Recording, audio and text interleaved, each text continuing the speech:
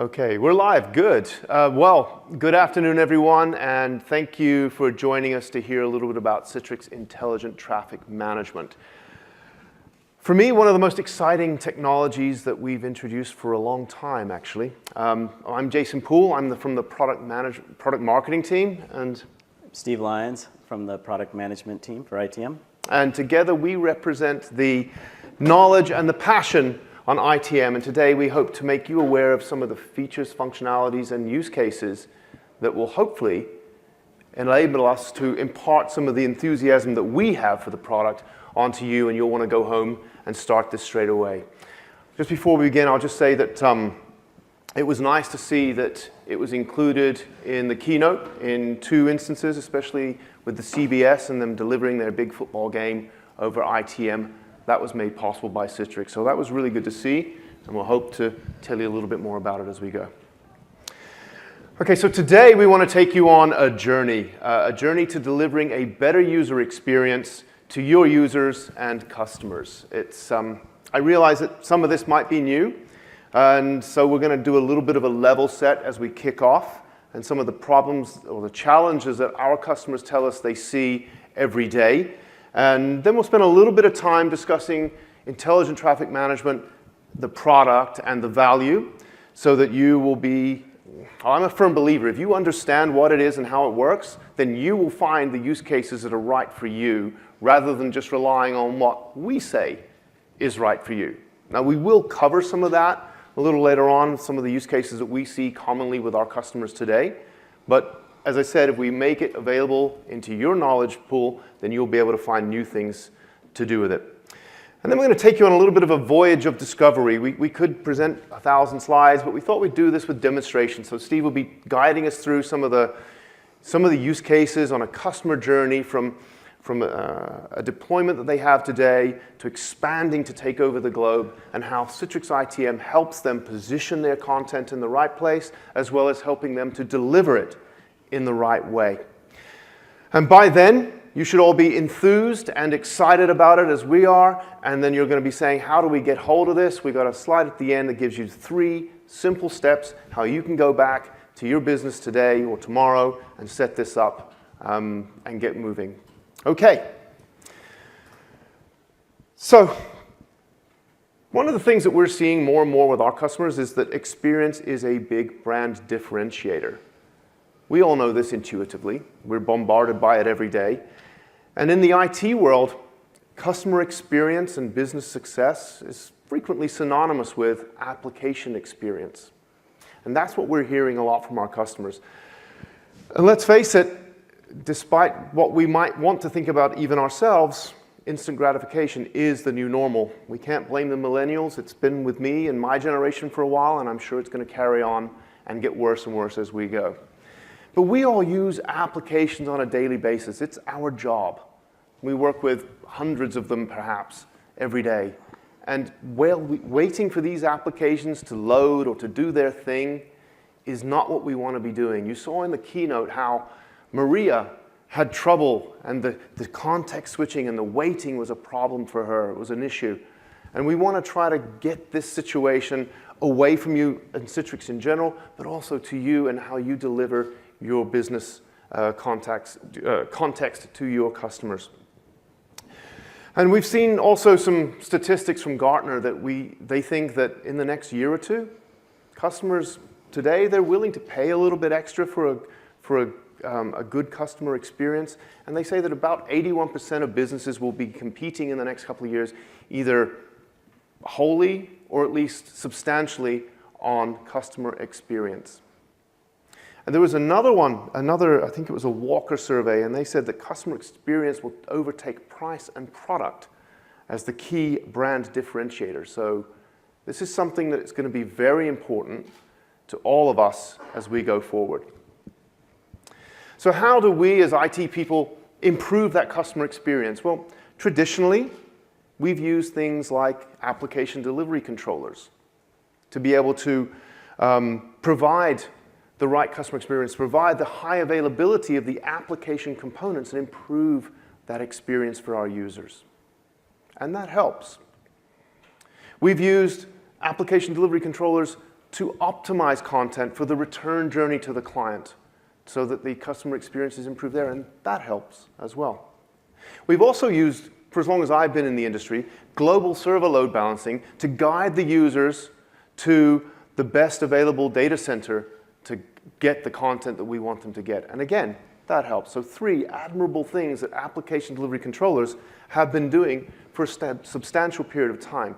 But as we move more and more of our workloads into the cloud, so we are more and more dependent on the internet as a delivery vehicle. And delivery across the internet is not always straightforward. The internet is not a big, white, fluffy, friendly cloud, no matter how we choose to depict it.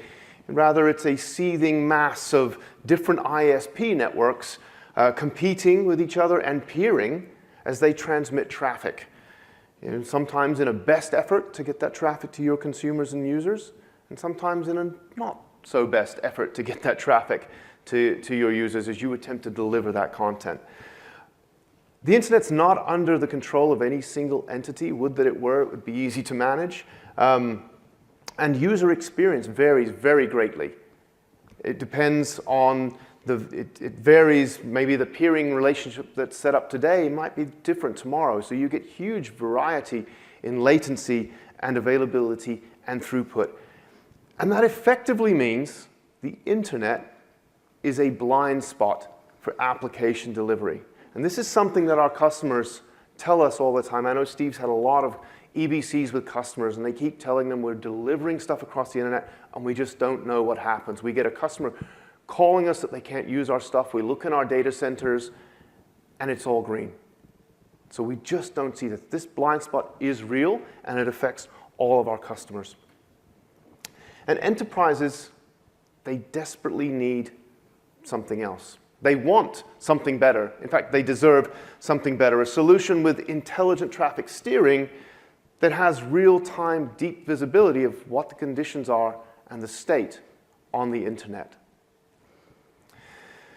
And that, my friends, that is what ITM helps you do. It helps you eliminate those IT blind spots.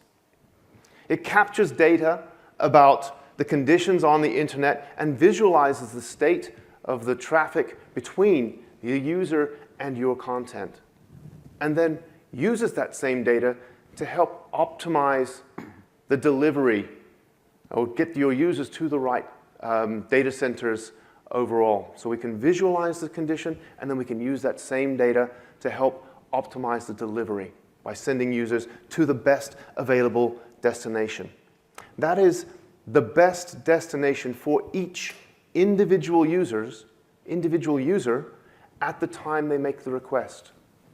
Because it might not be consistent. That's the whole problem with the internet. It isn't consistent. And what is the best data center to go to get my stuff from abc.com today may very well be a different thing from yesterday and another one tomorrow.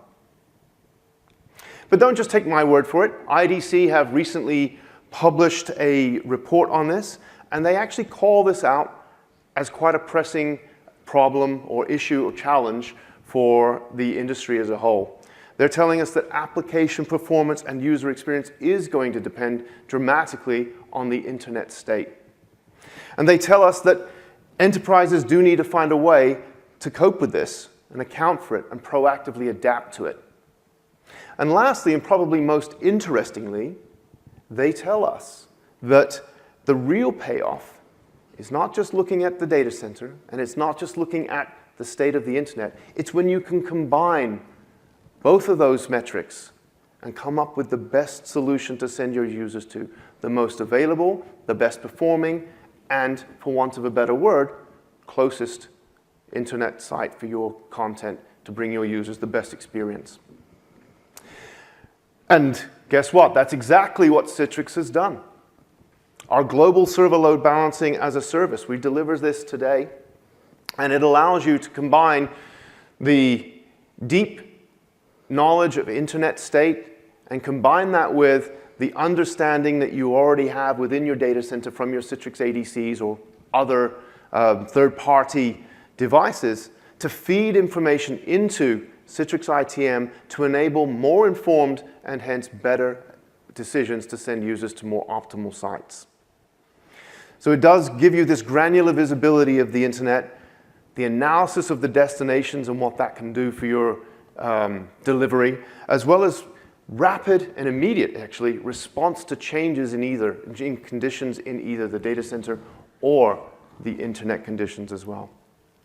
So just to be clear, this global server load balancing as a service, this is a combination of Citrix ITM and Citrix ADC, but it's shipping today. This is not an announcement of a notification of intent to supply this product, GSLB as a service.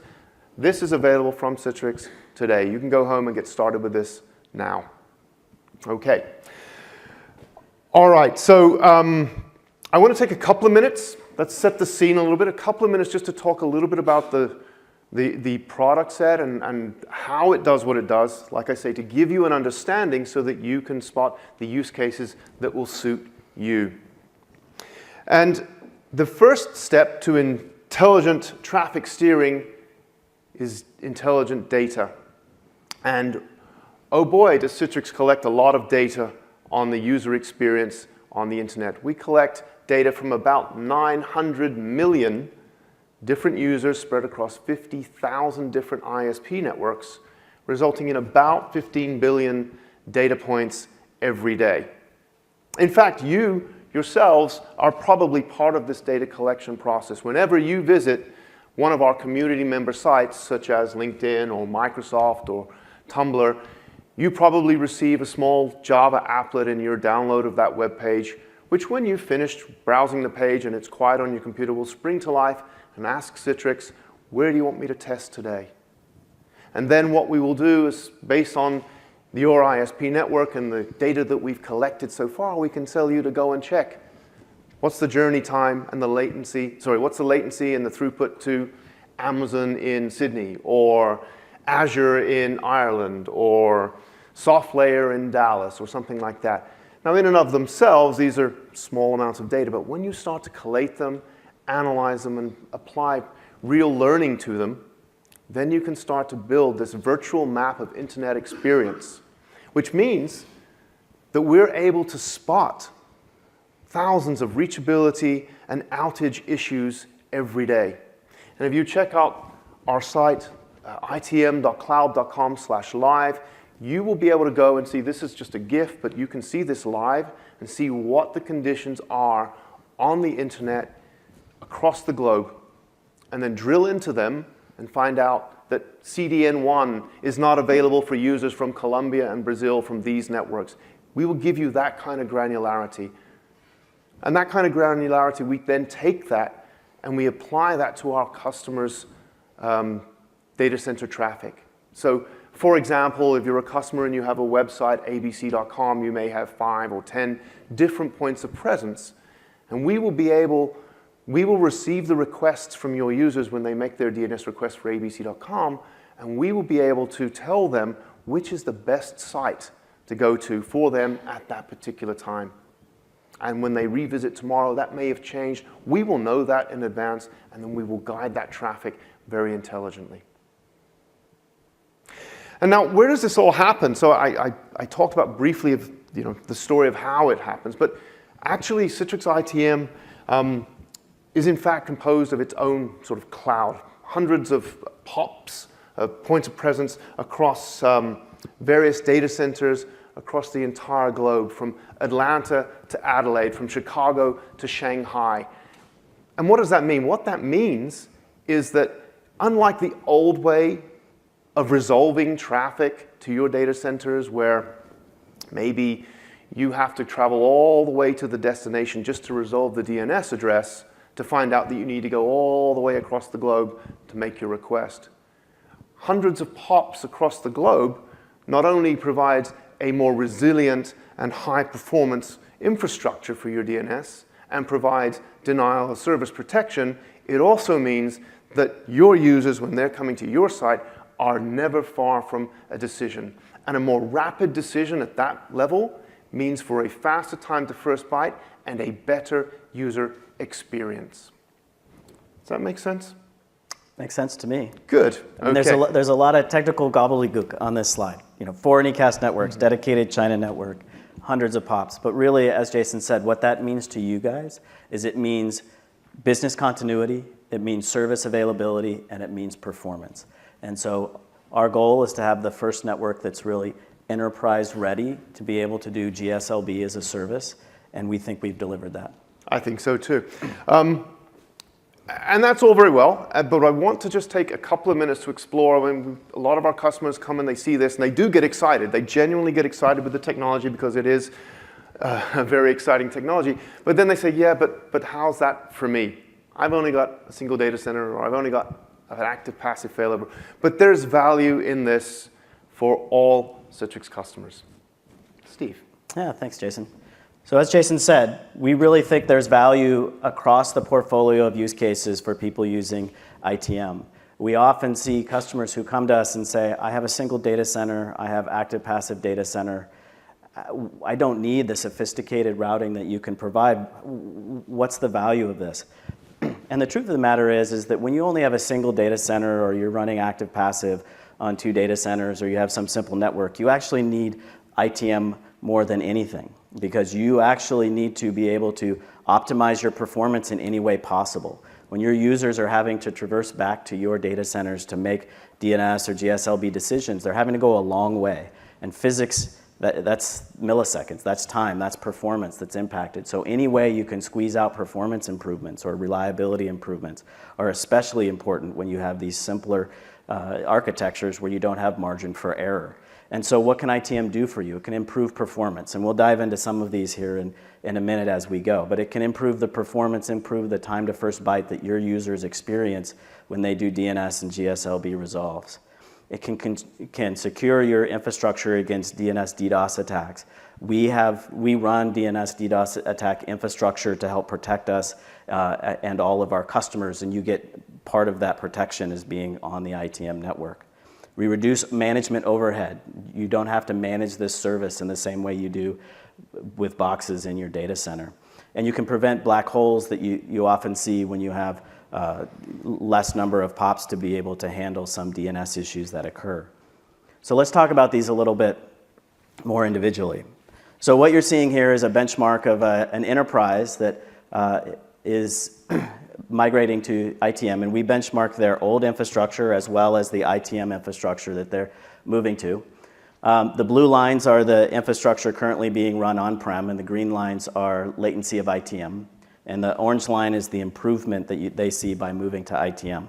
And you can see it's quite significant. So within the United States, you can get improvements of 40 to 50 milliseconds, so about a 50% improvement. But as you start moving outside of the country where this enterprise actually has already POPs outside of the United States, but they still see significant improvements, 300 milliseconds. On the P95, you're seeing up to a half a second and 3/4 of a second or almost a second resolve times for customers. So that has direct impact on user experience. And something like ITM can help you significantly improve the latency your customers experience, and that's dollars, and that's service availability. And so those are the kind of performance improvements that you can expect from an infrastructure like ours. On the DDoS, for those who aren't exactly familiar how that works, when you're running your infrastructure and users are accessing your services, you oftentimes will see somebody attacking your infrastructure. And it's not necessarily somebody doing it on purpose. Sometimes it's inadvertent. Sometimes it's your own customers or your own developers. And what happens when they do that is it will then take down your infrastructure. So if they attack your DNS infrastructure, you can see query levels of hundreds of thousands to millions of queries a second. So it's very hard to build that kind of infrastructure capacity on-prem. And so that's why we have hundreds of POPs and multiple Anycast networks, so that if you're running ITM, we can sit in the middle there and we can protect you from these DDoS attacks, because we're running sort of defense in depth that we have on our network. So built-in DDoS scrubbers, blacklisting of resolvers, capacity-based fallback, all of these things that sophisticated services run that you would have to reproduce on your own if you were trying to do this on-prem. On the management side, these are all the things, some of the things that you need to do if you're running boxes on-prem, if you're running a GSLB service. You're all probably very familiar with this. You have to upgrade firmware, rack and stack, manage connectivity, HA pairs, pay people to do this, monitor the services, monitor the connectivity between the services. You have primary DNS, you need to make sure that it's getting sent out to your secondaries. So there's a long list of things before you can even configure your DNS and use it.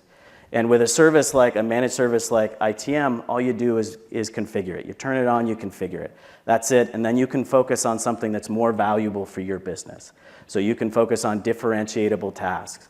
It's one of the greatest things that I hear from customers when they tell us, we don't get woken up in the middle of the night worrying about these maintenance issues anymore, or we can work on something more important for our business rather than DNS. And I think that's great. That means that we're making a difference for those customers. But let's say you have more than one data center, you're not running active passive, you have multiple data centers, you run across clouds, you're multi-cloud, you get into sophisticated use cases. This is where ITM really provides the greatest amount of value for you. This is where we can help you achieve the business continuity that all customers are trying to achieve. So to make sure that your service is always available regardless of where customers are accessing your service from.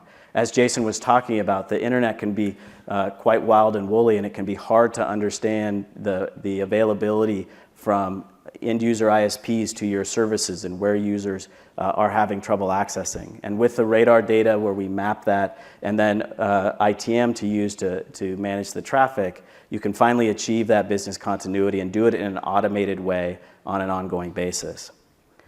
And also you can ensure the best possible user experience. When you have more places you can send users, you have more choice and more ways to trade off those services. So whether it's deciding which data centers customers should go to, if you're trading off hybrid cloud, so should I send them to my cloud or should I send them to my data centers? Part of the consideration you want to think about is performance and availability, obviously, but there are often KPIs you might want to think about, business-focused KPIs. Internal monitoring you're doing, ADC health, cost. Oftentimes you want to make sure that when you're doing your hybrid cloud migration that you first send as much traffic as it makes sense from a performance perspective, as much as possible to your on-prem data center so that you can optimize your cloud spend as optimally as possible. You don't want to have to just reproduce all of your on-prem in the cloud because users are just sort of getting sprayed all over. So you want to be very optimal about how you distribute your traffic. And make sure that you're sending users to your data center when it was most optimal for you to do so.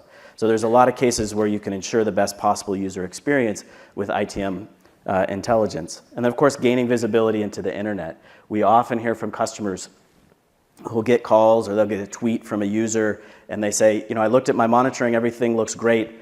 It seems fine to me, but then I'm still hearing these issues. Radar data can allow you to see that. Maybe it's something else, but you can also see, are there availability issues with the services? Are there ISP issues? And so at least you have a way that when your stakeholders call you and say, why can't I access your service? You have another data source you can look at and give them a good answer. So on the visibility side, again, to dive into a few of these items, on the visibility side, inside of our ITM portal, we provide you a lot of tools for slicing and dicing radar data and making it useful for you. So you're able to geolocate your data centers and clouds and then see the performance of those from a latency and availability perspective from across the world. So if you're measuring your data centers with radar, we can make that available to you based on your actual end users. If you're not, we can give you sort of proxy measurements based on the rest of the measurements that we do so you can see how, approximately that your users would be expected to perform. So it allows you to do a lot of what-if scenarios and reporting, which we'll get into a little bit in the demo. And then as well, you can set up alerts when something happens. If you have a user population you especially care about, you can set alerts on that and be alerted to issues that occur. And so there are a number of ways you can use this for things like operational monitoring to network planning or other architecture planning where you want to see, where should I make improvements to my network based on how users are currently performing. Jason? Yeah, Steve hinted at something which actually I think is one of the most exciting things about ITM is the ability to ingest third-party data when you want to make a decision. I talked about it as GSOB, the combination of ADCs and ITM, but it's not just restricted to Citrix ADC. Sure, we bring information from the Citrix ADC. You've spent the time and the effort and the money to put together great data centers. You want to be able to make sure that you're utilizing the information and the knowledge that comes from those monitoring tools, including the Citrix ADC, and bring that into your traffic management decision-making process. And that's what we do. We integrate with Citrix, also other load balancers, Nginx and F5. Note that I have to have 2 separate integrations because it's not a single code base. But it's not just ADC, so anything that you're using for perhaps application performance monitoring, your Datadog, your Catchpoint, or whatever that is, or whatever it is you're using, you can bring information from that and bring it into the ITM tool so that you can then factor that into your decision making. So you may want to guide your traffic to data centers where the application is performing better than where it's performing worse. Similarly, we integrate with a lot of CDN and storage tools as well. So, for example, with CDNs, there is a cost associated with delivering things through content delivery networks. And many of our customers are finding that it's worth the investment in Citrix ITM to spread the load among many different CDN providers as opposed to staying with just a single one. For a start, it allows them to guide traffic based on, well, it's only an extra 5 milliseconds to go to CDN A, which is a lot cheaper for me than CDN B. So it's not a massive sacrifice in performance, but it's a good saving in cost. So you can start to do those kinds of calculations and start to work out what's going to be right for your business from an economic perspective. And that brings me to bringing this all together. So the beauty of Citrix ITM is that the decisions can be made based on your business requirements. We looked at the sort of information that you can bring into it, the real user measurements, both active and passive, synthetic monitoring that's built into Citrix ITM in and of itself, as well as application health or commercial aspects as well, and the health of the platforms and servers upon which all of this runs. You've invested in making your data center run very well. You've bought the best servers, you've bought the fattest pipes out of the data center. You don't really want the internet to be the thing that lets you down if you can help it. So that's where we bring all of this information together. You can bring out the business logic and start to design the algorithm that you want to use for your content delivery.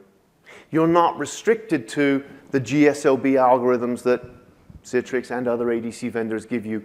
You design the way that you want to do it. You pick the CDNs you want to use. And that's exactly what CBS did when they were broadcasting the Super Bowl. They chose the CDNs that were going to be best for the users, but fit within their business model. And if something was to break in the middle, then they could automatically and seamlessly adjust users to different places. So you bring all that together and you have this real-time decision-making engine which spits out a single decision based on the metrics that you do. And that might be a DNS resolution, or it might be an HTTP API call, or something like that. But realistically, it brings it all together and allows you to make decisions based on your business requirements. We also built the platform to evolve with you as you make the journey into the cloud-native application architectures and you evolve your engineering practices. Our platform is fully API automatable, so you can make it so that as you do releases, it is updated with you and based on your specific architecture. And we have a lot of features around helping you move to production in ways that are helpful to you and your team. So you can get a lot of insights on why decisions are being made, or for, are they availability reasons, or for performance, or for some third-party data reasons, so that you have the transparency into understanding, do I have a lot of users who are being sent to a location because performance is better, or because actually there was an outage in one of my peering points, and so my users got sent there by default. So we provide you a lot of insights, or being able to deploy a new traffic management rule to a small percentage of your population to validate that it's behaving as you expect before you roll it out to the rest, to all of your production traffic. So all of these things are built to help you integrate it into your new and evolving architectures, but also with the fundamental thing to help you improve the business continuity that you have, prove that applications are performing the way you want, and that your traffic management is optimal for you. Okay, so I think that we've talked a lot, and I can see and feel the enthusiasm and excitement in the room, and it's building. I think it's time now to switch over to some demonstrations. And so just to remind you, what we've got here is a customer who's got an active passive setup, I think, in the US, and they're looking to expand. So we're going to show you how we can use our performance visualizer to help them select the best sites to position their new content, and then how we're going to help them deliver that content most effectively utilizing their ADC and ITMs together. Steve. Thanks, Jason. So as he said, we're going to look at how a customer may look at this, how you guys can look at this when you're thinking about hosting your web applications or your workspaces or other things. So the first thing to look at is this is a tool we have, our performance visualizer. It's publicly available. You can go to itm.cloud.com/performance. And we have data on all of the major cloud regions and other services we benchmark. And you can show, by choosing the ones you want, what the performance, the latency performance is for these different services. So in this case, I have Azure Cloud US East. You can see over here on the right. So I'm using, in this particular example, US East and US West, and currently running an active passive architecture. So my US East is currently running my traffic. So this is what I can see, the actual latency that my customers would experience for a DNS and HTTP request. So you can see in the eastern seaboard, it's not too bad. It's decent latency. But when I get anywhere outside of that, it starts to decline rapidly, and I have about a 307 millisecond global latency that would be expected. So my users, as I expand worldwide, some companies like, say, Citrix Enterprise or many of yours, we have customers and users in Europe and in Asia and in India and other places. And so we allow you to look at that. If you're thinking about increasing the size of your architecture, you'd say, well, I know I have some users in Ireland, so I want to add them and see how that impacts my latency profile.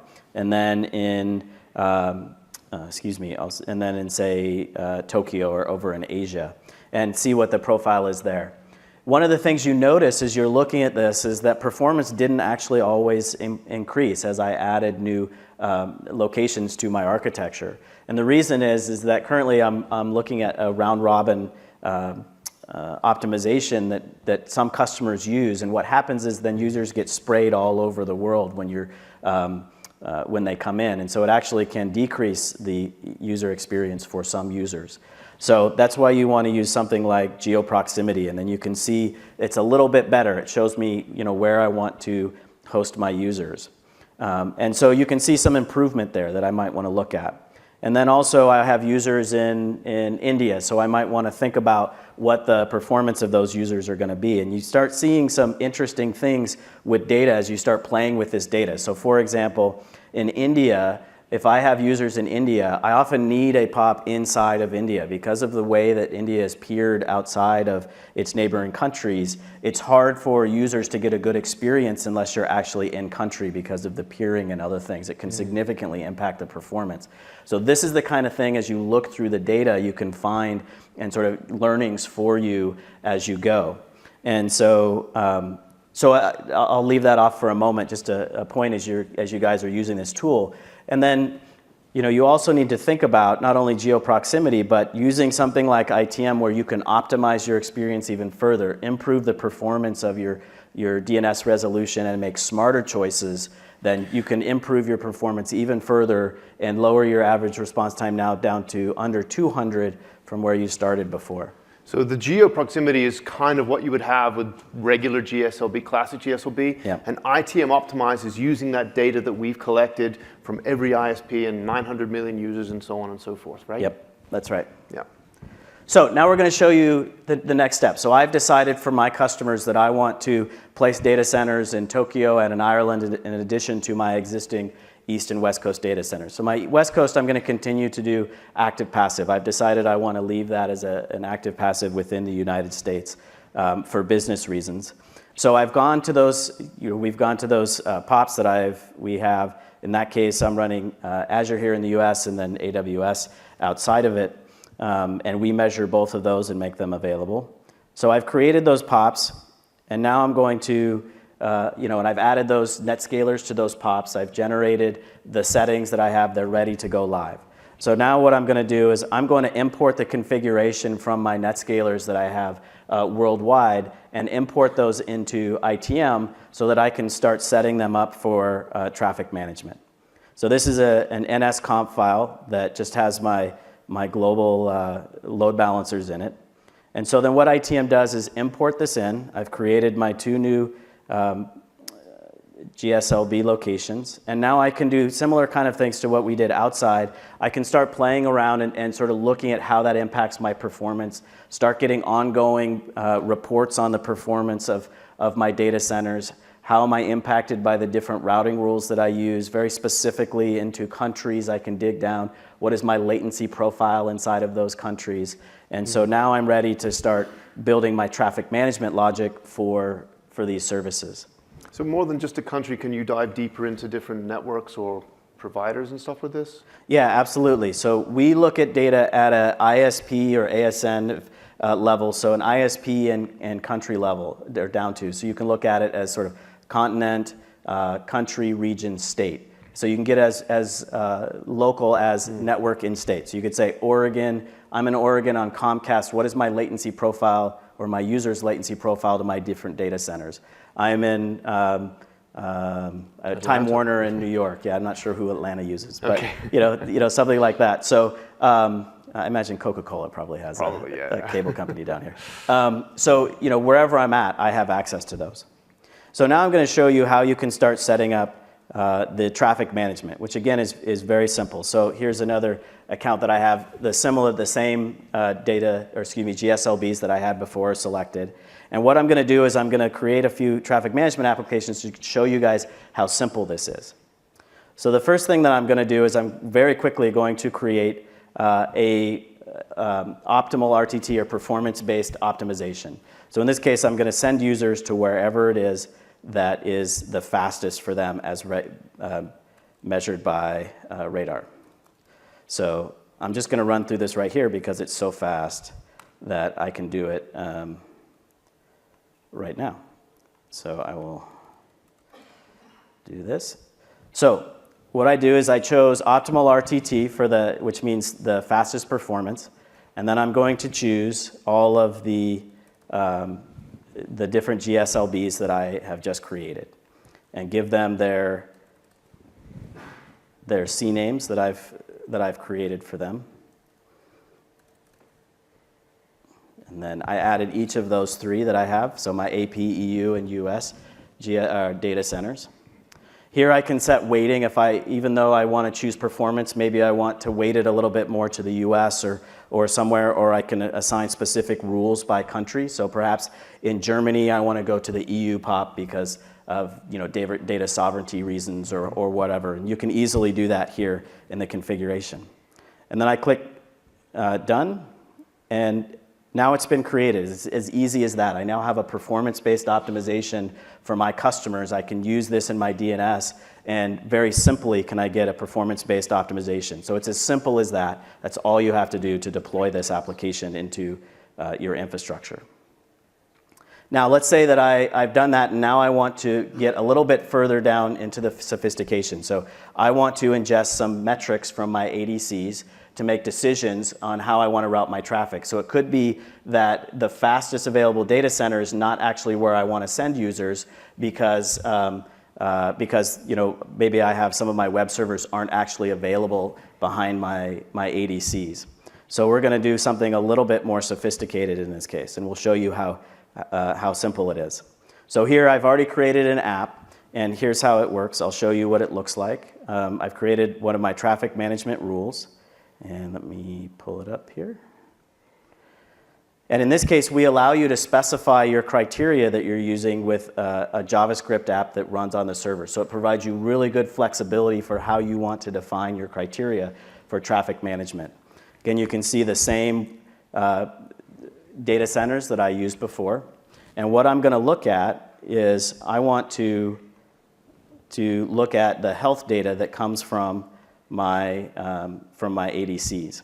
So we allow you to bring in this third-party data. As Jason had talked about, you can bring in through what we call Fusion. You can bring in data that you choose to make available to the traffic manager. So in this case, we have all of this different data available. I'm going to choose one that I want to use. I want to use the VSLB Health. But again, any of this is available. So we hear from customers in some cases they want to use SSL termination errors or health scores or just random data that is important to their organization that we haven't currently built implementations for. They can do that via something like this. So inside of this custom app, I use this VSLB Health. And here is it shows you what one of our responses look like. So for Atlanta, where I'm calling my application or calling my traffic routing rules, you get, as you'd expect, the US response for where to send me. Mm-hmm. So I am in Atlanta, and so it says the US for you is the closest. So obviously that's where you want to be sent. You guys are probably like, well, that's kind of obvious. Okay. So in this case, here is one of my data centers. I'm running 2 web servers. I'm going to disable one of those web servers, and first I'm going to log in. Mm-hmm. The demo gods always do this. So the reason that it showed up that the US, the algorithm we're actually looking at in this is always pick the closest unless the server health behind it, as we saw, was not 100%. So what that means is we're going to fail one of these servers behind the NetScaler, behind the Citrix ADC, I'm sorry, and then that will reduce it to 50%. We've got 2 behind each one, and then in theory at least, it should say, that's not the site, we're going to remove that from the pool, and we're going to send you to the next closest site. All right, so I'm going to disable that. I'm going to give it a little bit give it a minute or two for that to propagate. And so in the meantime, we're getting towards the end. So Jason, do you want to talk a little bit about, sort of wrap up while we wait for that? While we wait for this. So what I want to say to you is that this is real. This is, you're going to see this in a minute. It does take a minute. We're doing a pull rather than a push, but you could set it up the other way. The power of the combined ADC and ITM. I think Madeleine Albright said this about Bill Clinton earlier. It's knowing the domestic and the foreign policies that you want to put together and how they interact. And that is exactly what Citrix, ITM, and ADC are doing here together to create this GSLB as a service. And I've got a couple of slides after. Does that now work? So it's still going to the US. Give it a second. As I say, we're just updating this every minute. And then remember that long thing that we had, all the different data. These are just Nitro feeds that we're using. So if you're familiar with ADC, then you should be familiar with all of the information that you can get, the thousands of different things that you can get out of it, and use any of that in your decision-making policy. Yeah, so what you see here is now it's sending me to the EU server. So I'm now going to the second best server for myself, and it automatically did that. We didn't have to take it out of rotation. And importantly, it will tell you why that is. So here inside of your application, it now tells me that my VSLB health is 50, it's not 100. So it tells me not only that it took it out, it tells me why it took it out so that I can go deal with that problem. So you can see the power of the integration of GSLB and ITM. Okay, switch back to this. Yeah. Yes, the power of the integration of GSLB and ITM. Remember, it's about a holistic approach to your application delivery. Getting the users to the right place, that's step 1. Using the right ADCs within the data center to optimize the traffic routing in the data center and the content returned to the user, that's steps 2 and 3, as well as securing it for step 4. Now, don't just take our word for it. This is not a new product. We've got lots of customers using this. You heard 2 of them yesterday. We've got a lot of others. I did mention Microsoft and LinkedIn, but it's not just, you don't find those under rocks every day, but there's a lot of other customers in different areas and different verticals that are using this as we speak. Okay, so Steve, how do they get started with this? 3 simple steps, right? Yep, all you have to do, log into citrix.cloud.com. If you have an account already, go ahead and log in with that. If you don't have one, create one. All you have to do is go, there's a tile in Citrix Cloud called Intelligent Traffic Manager. Just click on that, and then it will add it to your services. You'll drop you right into ITM, and then you can just start using it. So it's free to use and access the data. And then there's a trial you can access the traffic management portion. So you can get started right away on your own. Okay, and if you get stuck, come and see us afterwards. Okay, just before you leave, a couple of things. I can feel that excitement in the room, and I want you to amplify that in social media. So feel free to tweet about this session. This has been 225. I've been Jason Poole. This is Stephen Lyons. If you've liked it, tell the world. If you didn't like it, come and tell us and how we can make it better. Just a couple of other things before you leave. There'll be another session on ITM tomorrow afternoon, session 718, where they'll be talking about things a little more specifically around the delivery of video. We're finding a lot of customers actually deliver a lot of video through CDNs and so on and so forth. Okay, and one last thing, please rate this session and continue with the game on, and let us know what you think. Thank you very much. Thanks.